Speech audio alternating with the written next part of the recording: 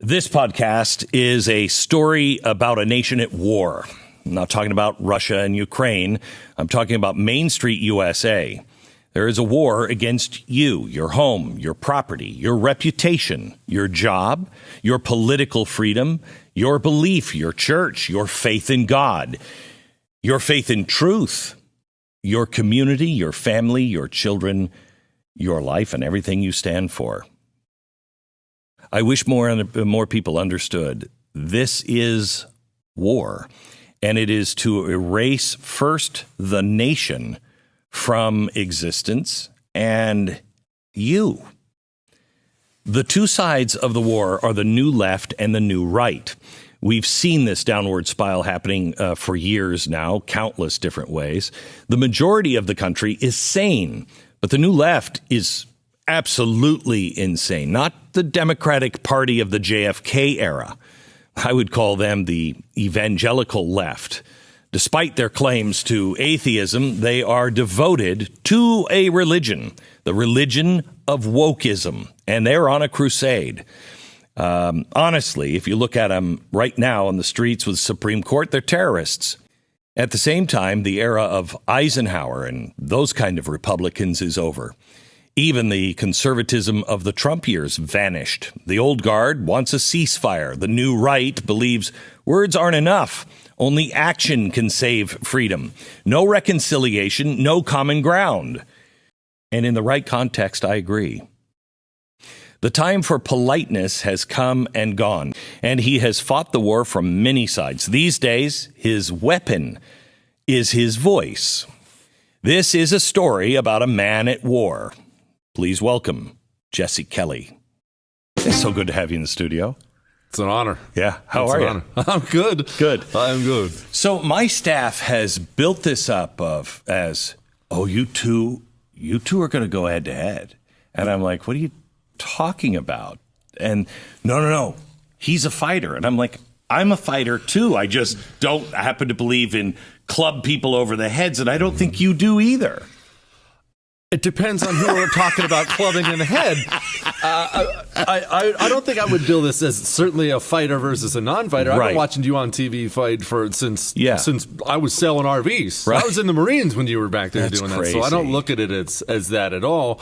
I just think I don't think we're going to disagree about as much as people think we are. No, I think there are a lot of people even now who have voted differently than you and I their whole life that thought that they were liberals or even progressives, and now are like, okay, I had no idea. I think America is really starting to wake up.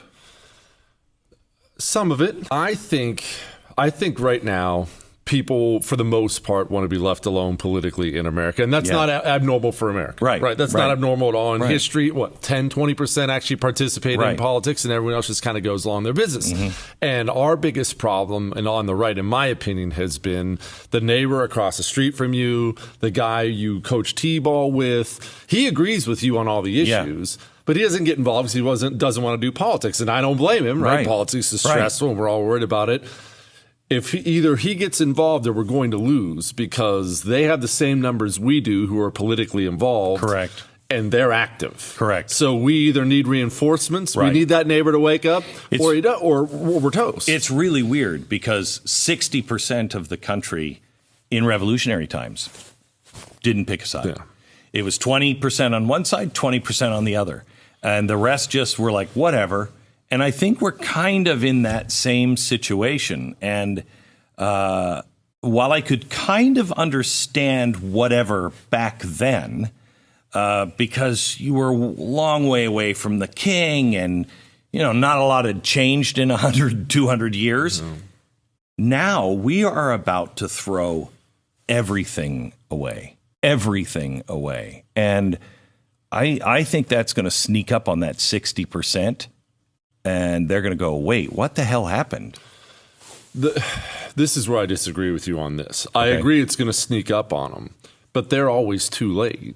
Oh yeah, no. That's I know. the problem. It will be too late. It's not that I think if you were to take every single American, all 330 million of them, and we were to go down the list of issues and are we this divided, I think we would come to an agreement that, wow, we're not that divided. We're right. 60, exactly 70%. Right. But that doesn't matter at all. And I don't mean this to be insulting, but I'm a rude person, so I'm going to say it anyway. Yeah, go ahead. If you're not politically involved, I mean, it's not that I wish the worst for you, but you're in the stands. You've chosen to not be politically involved, and I understand not to choose that. Is to choose. Yeah, you don't want to get on the field. You might get bloody, you might get dirty, but you're in the stands. I don't care, because people will say this to me, the country doesn't hate each other, 20% of the country hates 20% of the country. Well, yeah, but as far as the direction of the country goes, those are the only people who matter. Mm-hmm. My politically disinterested neighbor, who I go have bourbons with on Friday, doesn't want to talk politics, that's fine, and I love the guy, great dude, but he doesn't matter. Not in a political sense, not in choosing the direction of the country. He aligns with me and my values, doesn't really vote most of the time, doesn't care about politics. So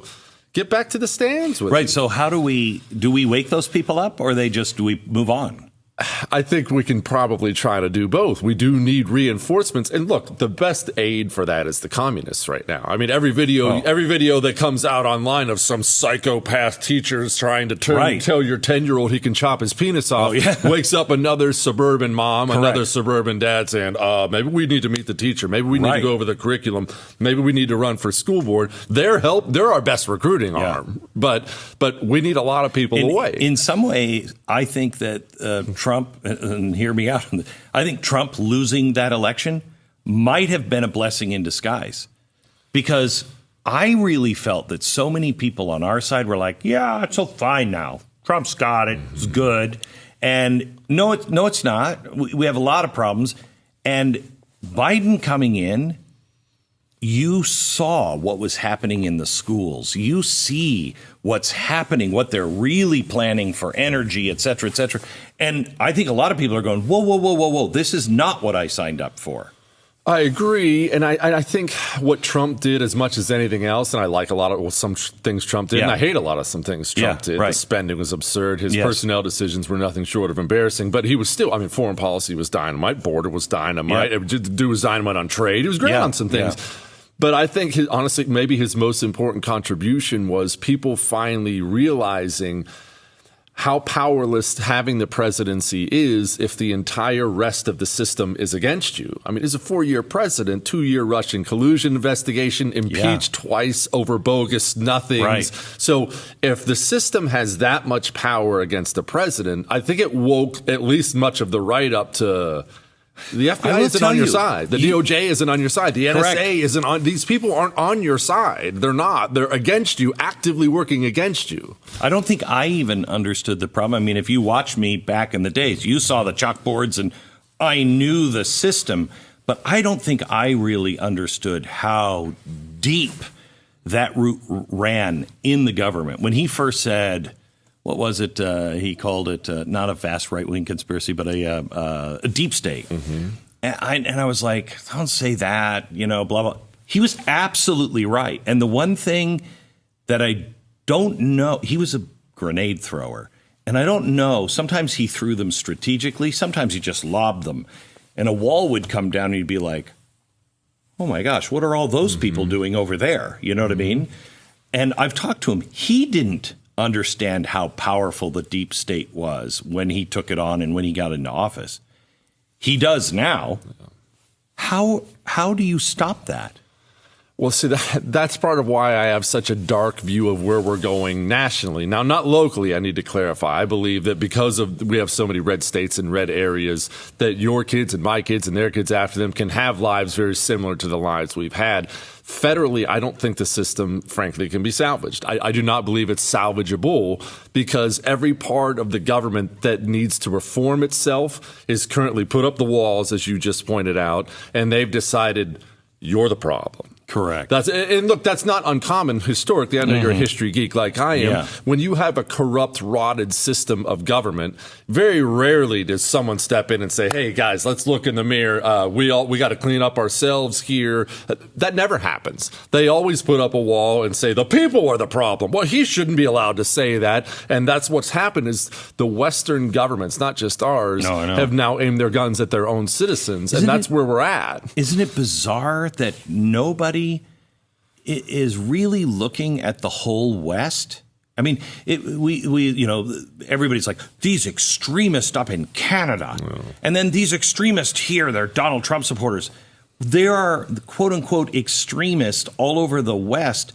And they're all saying in one way or another the same thing. 100%. You're the problem, not us. We're witnessing a global turning where these Western leaders, the Western elites, be it billionaires or politicians or whoever they may be, they have forever, I mean, this has been a long time coming. Now they're in a position to act on it. They have forever viewed our freedoms as being absurd. Yes. They believe they are of this higher class. They are the nobles, these peasants and their freedoms. If they would just get rid of those, allow me to make these decisions, I will handle everything. This is World Economic Forum stuff you've been talking about forever. Yeah. They believe it's not a snobbishness the way people understand snobbishness. No. They genuinely believe they're of a higher class. You and your freedom of speech, you're holding the world back, frankly. And if because we've all met together, all of us. I saw that thing from the World Economic Forum where they said, we've done a poll, we have good news and bad news. The elites, we trust each other more than ever before. But the people don't trust us. Well, this is where I have this really stupid ham-fisted analogy, and you're Glenn Beck, so you'll of course come up with a better one. I have this analogy I use where the Western governments are doing this, and I say, hold a piece of Play-Doh in your hand, just a big ball, and that's all of Western civilization, the people and the governments included. Right now, the Western governments, they're this little ball that's currently being separated from the people, the big one.